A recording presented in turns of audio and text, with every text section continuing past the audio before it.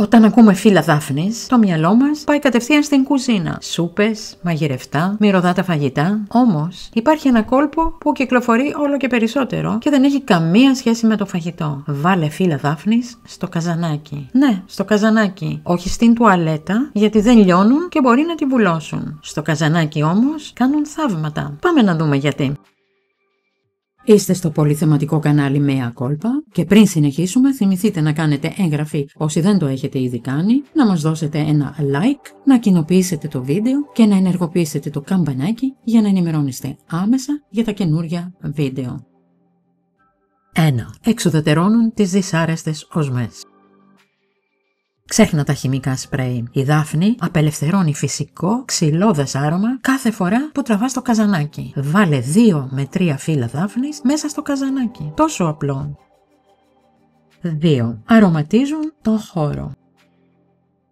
Θέλεις φυσικό άρωμα χωρίς αεροζόλ? Καθόλου δύσκολο. Βάλε 4 με 5 φύλλα Δάφνης σε ένα μπολάκι ή σακουλάκι υφασμάτινο κοντά στον νηπτήρα ή τον εξαερισμό. Και για καλύτερο αποτέλεσμα πρόσθεσε 3 με 5 γαριφαλάκια για πιο πικάντικη νότα και καλύτερη αποσμητική δράση.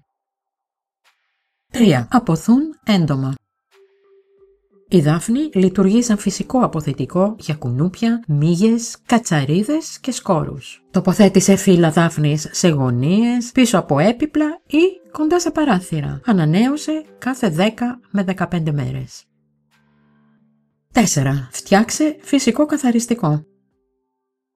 Βράσε 1 λίτρο νερό με 5 φύλλα Δάφνης. Άφησε το να κρυώσει, φιλτράρισε και βάλε σε μπουκάλι ψεκασμού. Χρησιμοποίησέ το για καθαρισμό λεκάνης, ξέπλυμα μπανιέρας ή ντουσιέρας, τελικό ξέβγαλμα μετά το σφουγγάρισμα. Η Δάφνη περιέχει αντιμικροβιακά και στιπτικά συστατικά που καθαρίζουν απαλά χωρίς χημικά.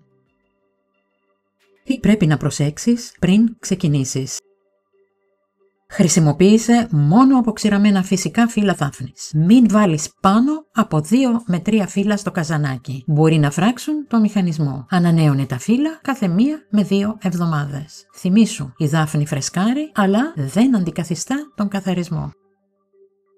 Συμπέρασμα.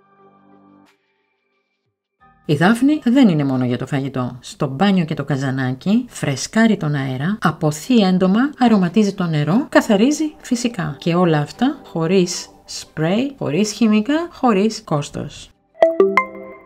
Η Δάφνη, ως γνωστόν, έχει πολλές και καλές ιδιότητες και όσοι ενδιαφέρεστε, στο κανάλι μας υπάρχουν αρκετά βίντεο για αυτό το υπέροχο φυτό. Πάρτε μια γεύση και για όσους το επιθυμούν, οι σχετικοί σύνδεσμοι βρίσκονται κάτω από αυτό το βίντεο στην περιγραφή.